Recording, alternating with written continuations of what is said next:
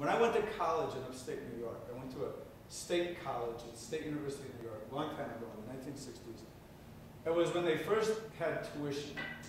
And the tuition, my real tuition was $25 a semester for 4 years. The tuition was $200, but if you had passed the Regents examination to get out of high school in New York, and you went to a state school, you automatically got $175 a semester for 4 years.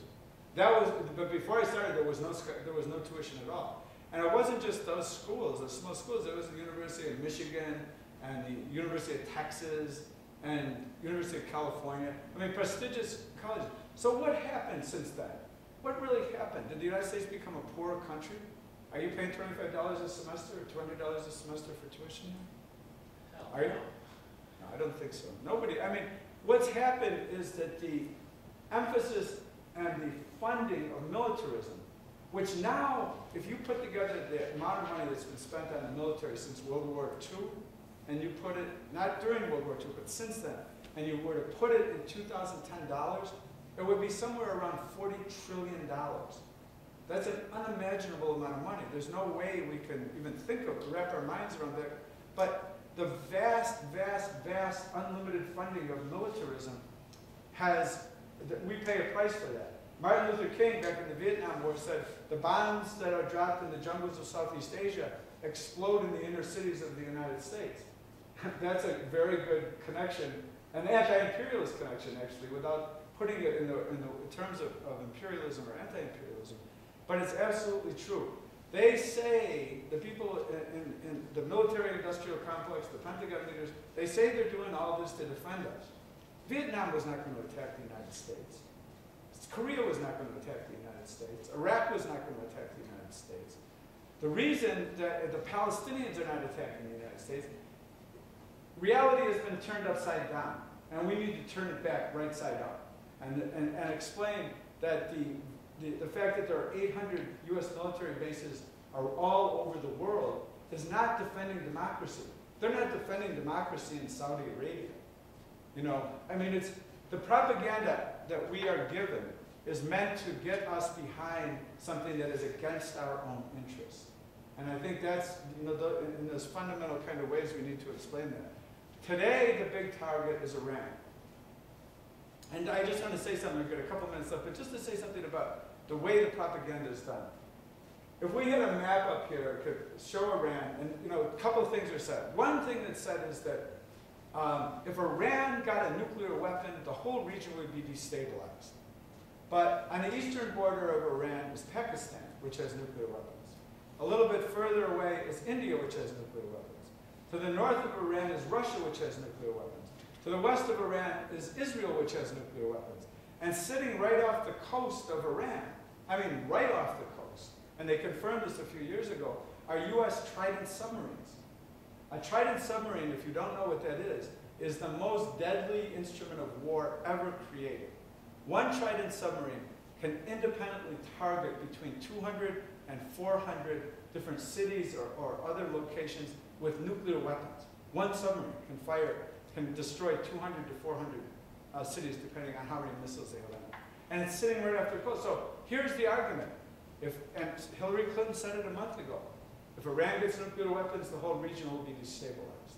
And our hopes for a nuclear-free Middle East will be gone.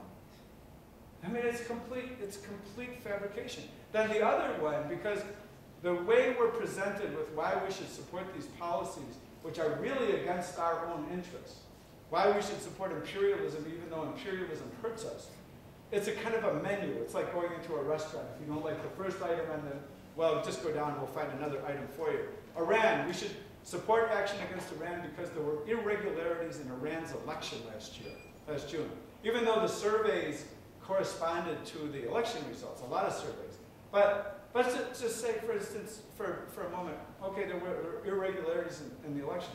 Well, if you go across the Persian-Arabian Gulf, just a little hop over the Gulf there, you find yourself in another country which has a lot of military bases, U.S. military bases there. And that country is Saudi Arabia. In Saudi Arabia, you don't have to worry about whether or not there have been irregularities in the recent elections. There has never been an election in Saudi Arabia. Saudi Arabia is a country ruled by a family that the U.S. and British back in the 1930s helped to defeat all of the other groups that lived in the Arabian Peninsula and form a new country in 1932 called Saudi Arabia, which literally means the Arabia that belongs to the Al Saud family. There are 2,000 princes. The princes live in luxury, but that's because their country has 1/4 of the known world oil reserves, and because they're willing to be the junior partners of the big US and British oil companies and the banks in New York. So you don't have to worry about election irregularities. And how could anybody argue that the bases are there to defend democracy in Saudi Arabia? Women, they sometimes say women don't have full rights in Iran. That's true, they don't have full rights. But they are a majority of the university students. There is a higher percentage of women in the parliament in Iran than there are in the Congress of the United States. In Saudi Arabia, women can't drive cars. It's illegal still for women to be able to drive a car.